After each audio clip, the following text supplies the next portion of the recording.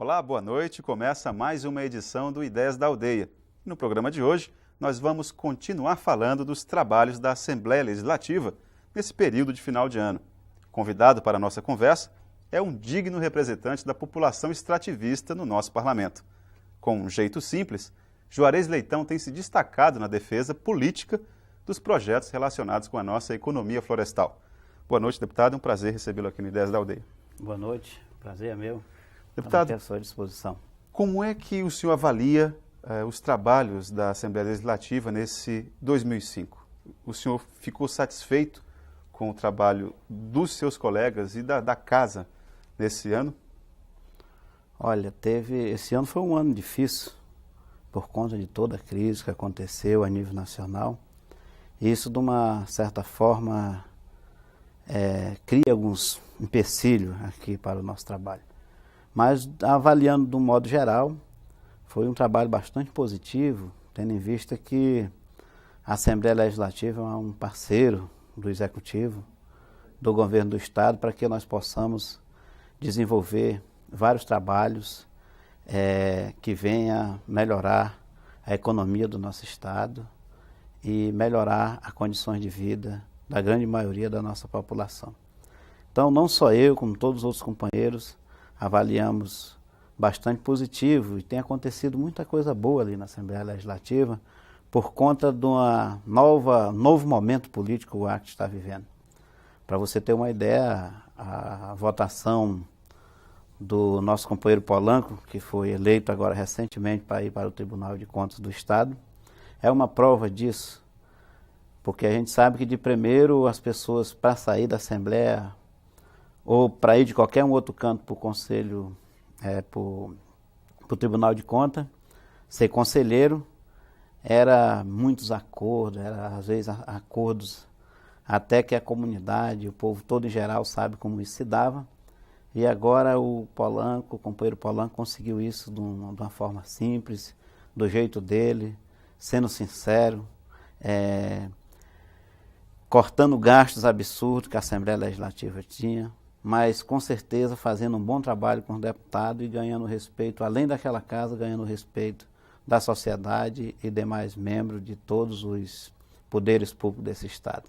Então isso é uma prova do momento bom que a Assembleia Legislativa está vivendo, e se a gente for ver aí no longo desses anos, a gente tem aprovado para que o Executivo possa fazer seus trabalhos, projetos como o BIRD, como o BNDES, projetos também ligados à Caixa Econômica, para melhorar a infraestrutura do nosso Estado, que todos nós sabemos que a nossa infraestrutura era muito precária. Então eu avalio bastante positivo e fico muito contente de estar ali na Assembleia, podendo ajudar o Estado do Acre nesse momento bom que a gente está vivendo. É difícil para o senhor estabelecer para a sua base eleitoral essa relação que existe entre o trabalho do deputado, o trabalho do parlamentar e as obras que estão em andamento no Estado? O senhor consegue, quando vai para suas bases eleitorais, lá com seus amigos extrativistas, o senhor consegue perceber que eles notam essa relação entre o trabalho da Assembleia e as obras no Estado do Acre? Isso não é uma tarefa muito fácil, nem só para mim, como para todos. Porque, muitas das vezes, para a população, não está definido na cabeça dela qual é o papel de cada um dentro daquilo que se estabelece para fazer. Ou seja, muitas das vezes a gente tem cobrança de algumas coisas que não é da nossa competência, é da competência do Executivo. O deputado não pode fazer realização de obras. O que a gente pode é fazer indicação. E o que a gente tem feito, e aí a gente quer agradecer aqui sempre o governador Joaviano, que sempre quando tem uma atividade ou qualquer um tipo de investimento na base eleitoral de cada um dos deputados, se tem a preocupação de dar um destaque e até ajudar, tendo em vista que tudo que está acontecendo hoje de obra, de realizações, desses convênios, desses financiamentos feitos de acordos bilaterais, no caso do BNDES e BIRD, ele se dá por conta da parceria entre o Executivo e a Assembleia. E é isso que a população tinha que saber, que quando acontece uma obra, seja a duplicação da Ceará, seja a ponte que está acontecendo lá em Assis Brasil, seja Avenida Manso Lima, em Cruzeiro do Sul, seja o aeroporto de Feijó, de Tararacá, com certeza tem a ajuda dos deputados. E o Executivo tem feito questão de divulgar isso e acredito que a cada dia mais está melhorando a compreensão da população sobre o papel de cada um nessa nossa empreitada de estar dando essa melhorada visivelmente no estado do Acre. Deputado, da mesma forma como algumas pessoas cobram os parlamentares por algumas funções que não são da competência de um deputado estadual, há algumas pessoas também que não estão nem aí, que não se ligam, não se preocupam com esse tipo de assunto. Quais são os riscos desses extremos? Olha, primeiro, acho que às vezes a gente pensa que a população ou o povo não está nem aí. A população é muito sábia. Sempre ela está observando. Eu, mesmo na minha cidade, eu tenho estado... É claro que em tudo na vida existem os prós e os contras. E eu sou muito cobrado, mas sou compreendido também por grande parte da população que reconhece o esforço e o trabalho que a gente tem feito aqui na Assembleia, de ter temas que são favoráveis ao povo do Acre, da gente estar tendo esse cuidado. E na realidade você sabe que para tudo existe críticos. E até queria aproveitar essa sua pergunta, que abre um outro raciocínio aqui, de dizer que eu tenho acompanhado o governador Jorge Viana, tenho visitado todos os municípios, porque eu costumo dizer que eu conheço todos os municípios do estado do Acre, antes do governo da Frente Popular e depois. Então é uma mudança muito grande. Recentemente eu estive lá em Assis Brasil, até teve a cobertura daqui da TV Aldeia, onde vemos aquela obra que está ligando um país ao outro, uma obra muito bonita e muito necessária para o Acre. E tem muitos políticos que dão discursos que são contra, que não tinha necessidade, que não é bem isso que o Estado quer. Então, infelizmente, a gente tem que conviver com isso. Porque tem gente que, se chover no Nordeste, ele ainda é contra. Mas, graças a Deus, não é a grande maioria que pensa assim. Muita gente pensa diferente. É tanto que a população do estado do Acre já deu 2 mandatos para a Frente Popular. Uma grande maioria ali na Assembleia Legislativa. E enquanto eles estão falando, a gente está respondendo à população com trabalho, fazendo as coisas acontecer, as obras de infraestrutura que o Acre tanto precisa. Na sua avaliação, o que poderia levar um grupo político a ser contra essa integração que se estabelece, que se concretiza entre Brasil, Peru e Bolívia? E a construção de estradas, enfim, o que pode levar um grupo político a querer ser contra esse tipo de avanço? Olha, eu creio que existe muita gente que defende aquela situação do quanto pior, melhor. Que a gente sabe que o Acre viveu uma situação muito difícil, mas tinha muita gente se beneficiando daquela situação difícil que o Acre vivia. Era difícil porque não tinha as infraestruturas que o Acre precisava, era difícil porque o sistema de saúde não funcionava, as estradas não eram construídas, mas tinha muita gente se dando bem. Ou seja, a economia do Estado era dividida entre poucos, não tinha condição de se fazer as melhorias que o Acre precisa, melhorar a sua economia, pagar os seus funcionários em dia e assim por diante. E hoje essa é uma coisa diferente, não se tem mais espaço para estar lapidando o poder público como se fazia. Hoje nós temos uma Assembleia Legislativa que economizou muito para que o governo pudesse fazer investimento de pagar os funcionários, de melhorar, de fazer plano de cargos e salários, de pagar em dia, de melhorar a infraestrutura, o local de trabalho das pessoas. Então, naquela época isso não existia porque tinha gente que se beneficiava. Então, só me leva a crer que o que essas pessoas têm é a saudade daqueles tempos ruins onde podia se fazer de tudo. Nesse processo de mudança, deputado, como que está hoje o seringueiro, a população extrativista, nesse processo de integração entre Peru, Bolívia, Brasil? Qual é a mudança que o senhor está percebendo nas comunidades extrativistas? Eles estão sabendo fazer uma leitura de que é preciso modificar processos produtivos, que é preciso dinamizar a produção, mesmo que seja num seringal mais distante? Eles estão conseguindo fazer essa leitura? Em muitos locais, sim. Em outros, a gente tem dificuldade. E temos dificuldade por vários aspectos. O primeiro deles é que a situação aonde as pessoas moram, geograficamente, já é muito ruim de você levar informação. As informações, às vezes, não chegam na velocidade que a gente gostaria. Mas existe muita localidade que está se melhorando, sim, o sistema produtivo, essa questão do desenvolvimento sustentável, do projeto de manejo comunitário, que inclusive o deputado Polanco foi um grande defensor dessa ideia, né, nesses tempos seu de parlamento, e com ganhos reais para algumas comunidades. É claro que não dá para você levar isso de uma hora para outra para todos os cantos do Estado, como as pessoas precisam e como nós desejamos. Mas existe um trabalho, para você ter uma ideia, eu tive recentemente conversando com o pessoal da Secretaria de Planejamento, o Fundo de Florestania está disponível, um dinheiro do BID, de cerca de 15 milhões para investimento nesse setor produtivo. É claro que tem umas normas para que se possa acessar esse recurso, mas tem muitas associações, os movimentos sociais como o Conselho Nacional dos Seringueiros, Sindicato e a FETACRE, são os parceiros que têm feito essa discussão e muita coisa boa tem acontecido. E uma das coisas que vai facilitar isso são essas infraestruturas que está sendo feito, inclusive as BRs sendo feitas num processo diferente do que foram feitos no passado. Sendo criadas florestas públicas, sendo discutido com as comunidades indígenas, perspectiva de melhoria da sua produção, agregação de valor ao longo da BR, onde existe, e sendo criadas florestas públicas em outras regiões onde não tem área indígena, onde possa fazer um trabalho com as populações tradicionais que ali existem.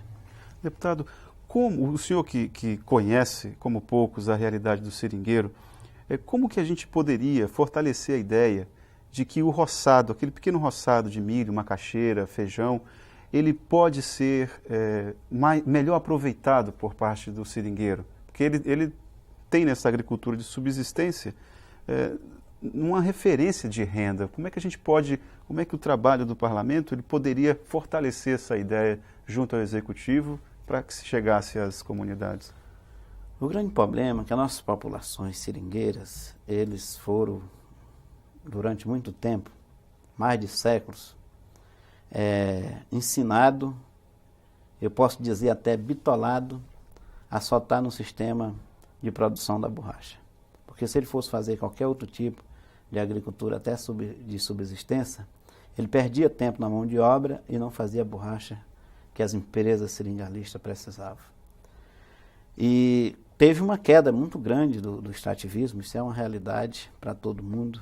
Sabe que a borracha teve crise, porque ela não pôde competir com a Malásia, com a Indonésia e os países que levaram a semente daqui e industrializaram.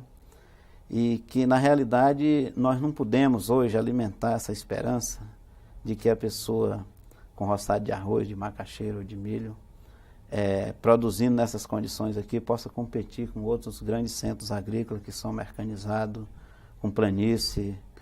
Mas nem para o abastecimento interno, o senhor acha que... Não, isso com o abastecimento interno sempre foi feito, né? Principalmente depois que começou o sindicato, as pessoas... eu mesmo cortei seringa durante muito tempo, com meu pai, que é seringueiro, e a gente tinha a nossa agricultura de subsistência. E que isso não implica em que poder fazer outra tarefa. Mas eu acho que hoje o mundo está mudando. E a gente tem que acompanhar essas mudanças. Não é a tecnologia da motosserra, a tecnologia da skid, mas a gente tem clareza, e esse governo e o nosso mandato tem trabalhado para isso, que uma das condições de agregação de valor seja os seringueiros começar a trabalhar os manejos comunitários, madeireiro e não madeireiro. Ou seja, que eles possam tirar algumas riquezas que existem na floresta, de produtos não madeireiros, mas poder trabalhar o projeto madeireiro também, que isso com certeza vai dar resposta econômica para preencher essa lacuna deixada pela borracha, que hoje tem tido muita dificuldade de mercado e tem o preço por conta da competição internacional desvalorizado. Deputado, nós vamos fazer um breve intervalo e voltamos em instantes. Ok. O Ideias da Aldeia volta já já.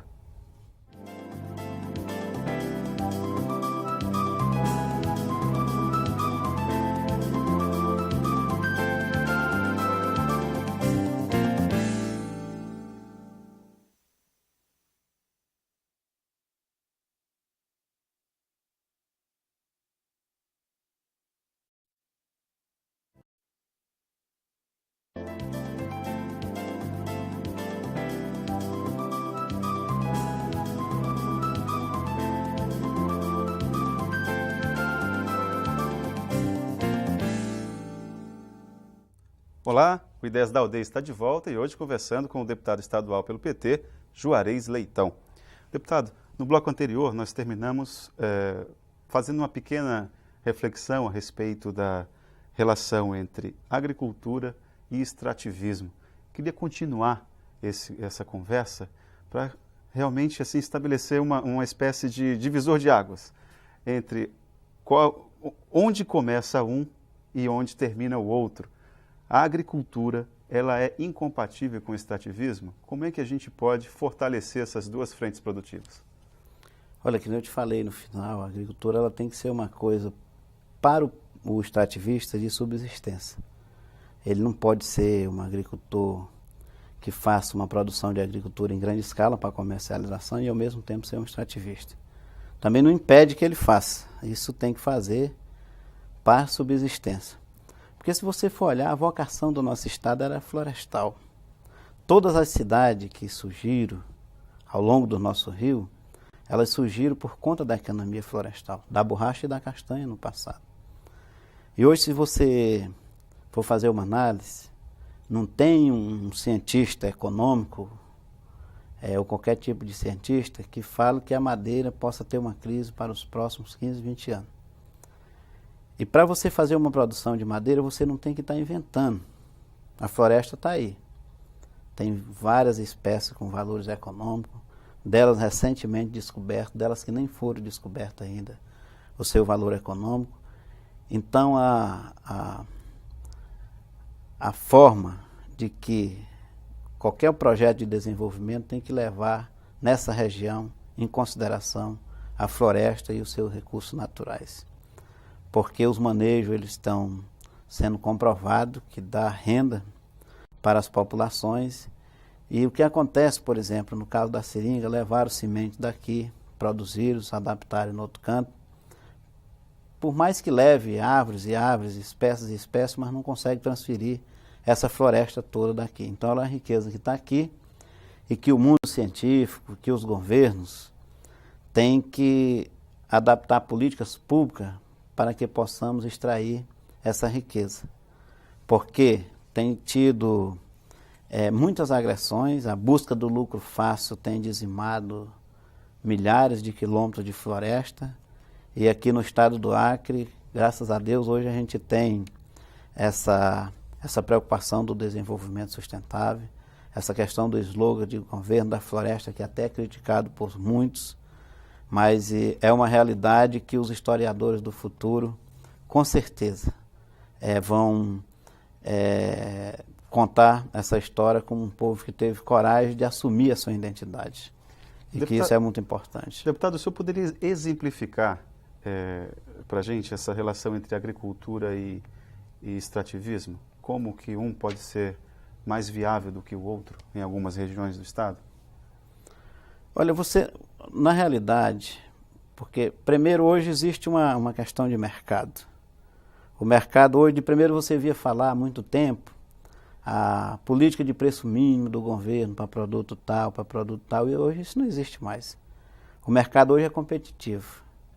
Ou seja, ganha o mercado quem tiver o menor preço na mão de obra e a melhor qualidade.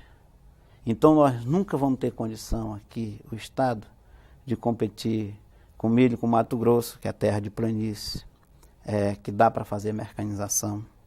Não dá para competir com arroz com o Rio Grande do Sul. Não dá para competir feijão com aquela região da Bahia. E isso que eu estou falando de coisa que as pessoas têm lá. Aí nós vamos falar de floresta, grande parte do Brasil não tem. Então nós temos um produto que o Brasil e que o mundo quer.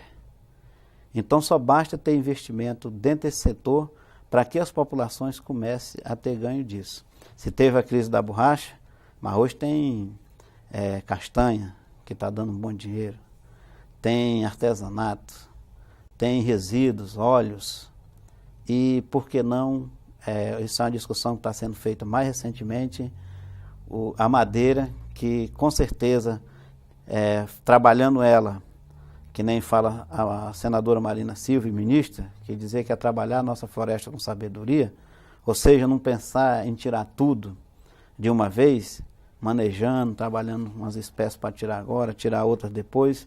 Com certeza essa é a grande saída para o nosso estado, e a Frente Popular, nós da Frente Popular, todos os partidos que compõem a Frente Popular, o governador Jorge Viana, nós temos clareza disso. É claro que isso é uma coisa nova, e a gente costuma dizer que a Amazônia tem espaço para se fazer muita coisa, mas não tinha uma receita pronta para tudo. Se tivesse, as pessoas já teriam feito. Porque quem sempre veio para a Amazônia, desde das primeiras pessoas que chegaram aqui, inclusive os nossos antepassados, os nossos nordestinos, que vieram aqui para produzir borracha, sempre vieram pensando em ganhar dinheiro e ir embora, sabe? A estrutura da borracha, a riqueza da borracha, ela ficou em Manaus, ficou em Belém, com o Teatro Amazonas, com a grande casa aviadora. Você que teve muito tempo em Manaus conhece isso, e para cá não ficou nada. As pessoas aqui não construíram nem casa de alvenaria, construiu casa de madeira, sabe, que era uma coisa provisória. E hoje essa lógica está mudando. As pessoas estão pensando com essa questão do desenvolvimento, com essa política de moralização da coisa pública aqui no estado. Nós temos empresas que estão vindo de fora, se instalando aqui. A infraestrutura do estado está mudando. Então, hoje existe uma valorização da floresta, que as pessoas vão tirar madeira, ou tirar castanha, tirar borracha e depois ir embora. Então, essa lógica está mudando, e isso é uma cultura boa, porque nós temos que preservar as nossas culturas, respeitar os conhecimentos dos nossos índios, dos nossos seringueiros, dos nossos ribeirinhos, mas temos que ir adaptando de tecnologias novas para que as pessoas também possam ir melhorando a sua qualidade de vida e também buscando os novos conhecimentos. Deputado, o senhor acompanhou recentemente uma viagem com o governador Jorge Viana, que foi ao Canadá, Estados Unidos, e teve, não sei se foi esse ano ou foi o ano passado? No final do ano passado. Final do ano passado. E o senhor teve contato com algumas indústrias relacionadas à madeira. Como é que nós podemos comparar? Como é que está um investimento em tecnologia vinculada à economia florestal aqui? Quais são os avanços que nós podemos ter aqui depois dessa sua viagem aos Estados Unidos, acompanhando o governador Jorge Viana, ao Canadá, perdão? Em primeiro lugar, nossa ida lá foi um pouco de trocar ideia com esse setor e conhecer uma realidade do Canadá, que é um dos estados mais avançados em tecnologia de extração de madeira, seguido da Finlândia, ou pode até estar equiparado os dois, que eu tive a oportunidade de conhecer também. E o que o governador foi lá foi buscar uma parceria, porque você veja bem, no Canadá existe uma tecnologia de pessoas que só trabalham com design, ou seja, com móveis, outros que só trabalham com a extração da madeira, outros que só trabalham com ferramentas para tirar a madeira. Então eles têm uma longa história já, uma trajetória longa e de sucesso no setor madeireiro. E a gente também conversou com alguns empresários, que esses empresários já começaram a fazer alguns investimentos aqui, o que a ideia da viagem era, além de buscar esse conhecimento, atrair capital. E para você ter uma ideia, a escola da floresta que já está funcionando, lá no Colégio Agrícola, a população sabe disso, vai ter ajuda de alguns ensinamentos daquela região lá do Canadá. Isso foi uma coisa que o governador foi buscar junto àquela civilização, podemos dizer assim, que os caras estão muito avançados. As nossas experiências aqui, elas são experiências novas, mas estão embasadas em cima de pesquisa, em cima de conhecimento, que tenho certeza que daqui a poucos anos o estado do Acre vai dar um salto muito grande na agregação de valor dos produtos florestais e em termos de tecnologia também, porque a gente está buscando experiência com outros setores. O rumo é esse mesmo, então, né? Sem dúvida. Deputado, voltando um pouco para a política, o Orçamento 2006. Hoje a Assembleia Legislativa vive momentos de discussões a respeito do Orçamento de 2006, que deve ser votado até o próximo dia 15. Na sua avaliação, o setor produtivo para o próximo ano está bem contemplado? Qual a avaliação que o senhor faz? O nosso desejo era que fosse um pouco maior, mas infelizmente o Estado tem muita coisa para fazer. O Estado cuida de tudo. Não adianta a gente querer aqui falar só de um setor. E o Estado teve o cuidado de, não só da receita própria, buscar recursos fora também para esse setor produtivo. Só o projeto BIRD, o BNDES é um exemplo disso. Que nem eu te falei, só o Fundo de Florestania dentro do BIRD são cerca de 15 milhões. E a discussão do orçamento nada mais do que uma divisão da receita do Estado para vários órgãos e setores da administração. Nós temos recursos lá para o Tribunal de Justiça, Assembleia Legislativa, Ministério Público, Tribunal de Contas. Então é uma disputa muito grande nesse momento, mas tenho certeza que a Assembleia vai ter a sabedoria de, junto com o deputado e o Executivo, fazer uma discussão para que nós tenhamos um orçamento que possa atender todos os setores da sociedade. Mas a polêmica em relação a quais áreas devem ser mais ou menos beneficiadas, ela é legítima, né? Sem dúvida. É tanto que o Estado hoje à tarde está fazendo hoje é uma audiência sobre o Fundo Previdenciário. Mas nós já tivemos uma audiência na semana passada, se eu não me engano, na quinta-feira, onde teve representantes da sociedade, sindicatos, parlamentares, representantes dos poderes constituídos para fazer os seus esclarecimentos e tentar, de uma certa forma, dentro do processo democrático, melhorar os seus orçamentos. Deputado, a saída de Polanco, um dos principais defensores da economia florestal no parlamento, o que o trabalho do Polanco representou dentro da Assembleia Legislativa do Acre para a população extrativista? A população extrativista perdeu com a saída de Polanco? Como é que o senhor avalia isso aí? Sem dúvida, eu acho que tenho certeza. O Polanco é um grande companheiro que colocou o seu mandato, o seu gabinete à disposição dessa discussão. Eu lembro que num pronunciamento dele recentemente, ele falava que quando chegou aí, que começou a defender essa coisa do desenvolvimento sustentável, ele foi eleito antes de a Frente Popular chegar ao governo, junto com o governador Joy Viana, e algumas pessoas lá dentro da Assembleia o chamavam até de louco.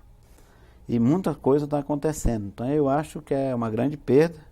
O companheiro vai estar numa outra frente de batalha agora, e com certeza foi uma grande perda, porque dessa luta dele ficou muita coisa já em funcionamento. E eu acho que a recompensa, né, dessa perda que a gente está tendo com a saída dele lá é procurar dar continuidade a esse trabalho que ele vinha fazendo, tendo exemplos que ficou muita coisa boa. Exemplo, o Polo Moveleiro de Chapuri, os projetos comunitários do Seringal Cachoeira e tantas outras coisas aí que ele conseguiu colocar no seio da sociedade essa sua preocupação. Não que o senhor já não tivesse essa responsabilidade, mas com a saída dele agora, o discurso sobre desenvolvimento sustentável, em que pese que todos os parlamentares do PT e da Frente Popular defendam, mas agora o senhor é o representante, digamos assim, o capitão do time nesse assunto, né? Sem dúvida. Eu estou com mais sorte porque quando o Polanco entrou, que começou a falar isso, era pouca gente.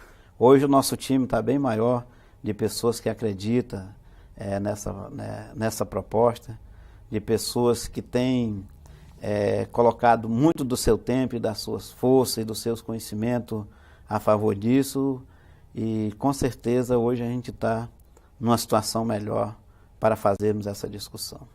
O senhor, inclusive, a expectativa de que o senhor substitua Ronald Polanco na primeira secretaria da Assembleia Legislativa. O que isso representa para o senhor? Olha, em primeiro quando foi eleito essa atual mesa diretora, do qual o companheiro Polanco faz parte, foi num conjunto de forças políticas dentro da Assembleia Legislativa, dos partidos que compõem a Frente Popular. E na época que foi montada essa mesa diretora, já tinha-se a expectativa de que Polanco pudesse ir para o Tribunal de Contas.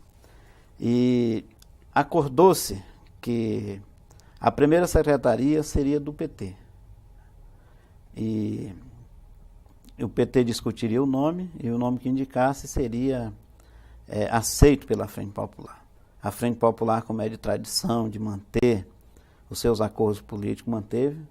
Nós fizemos essa discussão dentro do Partido dos Trabalhadores, junto com a nossa bancada, e o meu nome foi o nome indicado.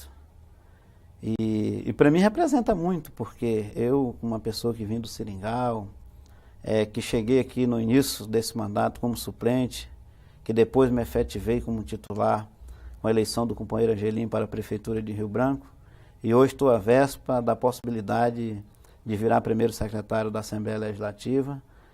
Isso para mim é muito importante, mas isso não é uma coisa só minha. Eu costumo dizer que aquilo ali vai ser um espaço do PT, um espaço da Frente Popular, um espaço do projeto político do nosso governo, e que eu vou estar ali como instrumento para ser usado para fazer essa coisa da melhor forma possível. Deputado Juarez Leitão, a equipe do Ideias da Aldeia agradece muito a sua participação aqui no nosso programa. Eu que agradeço e quero aproveitar a oportunidade, já que o TV Aldeia chega em todos os municípios, mandar um abraço para todos os municípios do Acre que estão nos ouvindo, e especialmente para o meu município de Feijó. Obrigado mais uma vez. Bom, depois dessa reflexão a respeito de economia, política, nós nos despedimos contando com a sua participação no nosso próximo encontro. Obrigado e até mais.